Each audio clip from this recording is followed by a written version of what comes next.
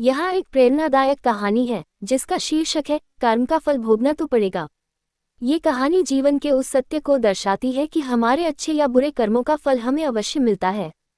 कर्म का फल भोगना तो पड़ेगा। प्राचीन समय की बात है। एक छोटे से गांव में एक व्यापारी हरिराम रहता था। हरिराम धनवान था, लेकिन उसके अंदर घमंड और क्रूरता का वास था। उसे दूसरों की पीड़ा से कोई फर्क नहीं पड़ता था।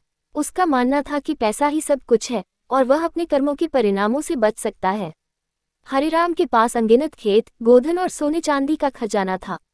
गांव के गरीब किसान उससे कर्ज लिया करते, लेकिन जब वे उसे समय पर चुका नहीं पाते तो हरिराम उन पर अत्याचार करता। किसी की जमीन छीन लेता, किसी को घर से बाहर निकाल देता। गांव में एक वृद्ध महिला गौरा अपने बेटे के साथ रहती थी।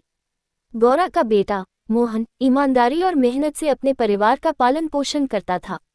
एक बार फसल खराब हो जाने के कारण मोहन को हरिराम से कर्ज लेना पड़ा।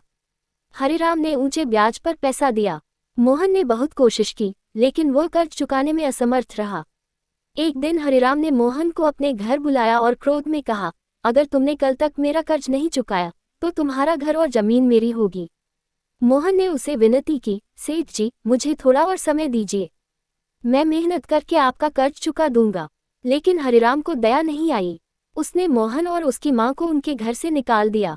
गौरा रोते हुए बोली, सेठ जी, दूसरों पर अत्याचार मत करो। ईश्वर सब देख रहे हैं। जो कर्म तुम कर रहे हो उसका फल तुम्हें अवश्य मिलेगा। हरिराम का पतन। समय बीतता गया। हरिराम के अत्याचार बढ़ते गए। लेकिन जैसे जैसे समय आगे बढ़ा, हरिराम के जीवन में अजीब घटनाएं होने लगी। एक दिन उसकी सबसे बड़ी बेटी गंभीर बीमारी से ग्रस्त हो गई। हरिराम ने कई वैद्य बुलाए, लेकिन कोई उसे ठीक नहीं कर सका। इसी दौरान हरिराम का व्यापार भी घाटे में चला गया। उसकी फसलें सूखने लगी, गोधन मरने लगा और व्यापार में नुकसान होने लगा। वह सोचने लगा कि आखिर ऐसा क्यों हो रहा है। एक संत का आगमन। एक दिन गांव में एक संत का आगमन हुआ। गांव के लोग उनके पास अपनी समस्याएं लेकर जाते और संत उनकी मदद करते। हरिराम ने भी सोचा कि संत से मिलकर अपनी समस्या का समाधान पूछे। हरिराम संत के पास गया और अपनी सारी परेशानी बताई। संत ने मुस्कुराते हुए कहा, सेठ जी, अपने कर्मों को याद करो।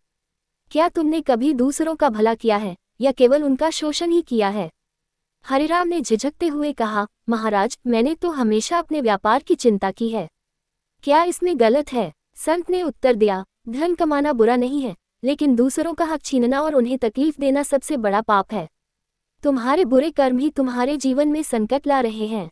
पश्चाताप और परिवर्तन। हरिराम को अपनी गलतियों का एहसास हुआ। उसने गांव के उन सभी लोगों से माफी मांगी जिन पर उसने अत्याचार किया था। उसने मोहन को उसकी जमीन और घर वापस लौटा दिया। हरिराम ने अपनी संपत्ति का एक हिस्सा गरीबों में बांट दिया और जरूरतमंदों की मदद करना शुरू किया। धीरे धीरे उसका जीवन सुधरने लगा।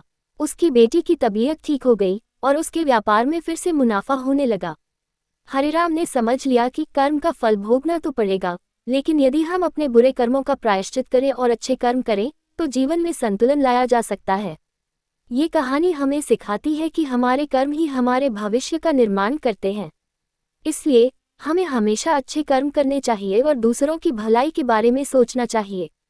जो हम दूसरों के साथ करते हैं वही हमारे साथ लौटकर आता है।